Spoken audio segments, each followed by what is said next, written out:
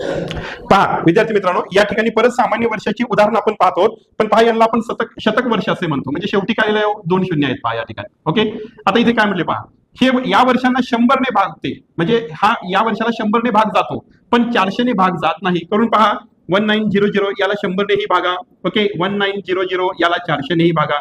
Then काय होईल, इथे इथे शून्य शून्य कटलं. ओके, तर पहा इथे भाग जातो, हे शून्य शून्य कटले तर 4 ने 19 ला भाग जात नाही. ओके, आता 1 ने भाग जातो म्हणजे काय, नियम आपल्याला माहिती आहे, कोणत्याही संख्येला 1 ने भागले असता उत्तर काय येते, तीच संख्या येते, आपल्याला माहिती आहे. सो लक्षात घ्या या ठिकाणी की 400 ने या 4 ने या 19 ला भाग जात नाही, म्हणून याच्या शेवटी 2 शून्य शतक वर्ष असूनही हे कसं वर्ष आहे, सामान्य वर्ष आहे किंवा साधारण वर्ष आहे. म्हणून हा नियम काय म्हणतो की एखादं शतक वर्ष असेल त्याला 100 ने भाग जात असेल पण 400 ने भाग जात नसेल तरी ते देखील ते कसं वर्ष आहे, सामान्य वर्ष आहे. तर या पुढील वर्षाला तुम्ही 400 ने भाग घालून पहा, जर भाग जात असेल तर ते लीप वर्ष असेल आणि नसेल तर ते सामान्य वर्ष असेल.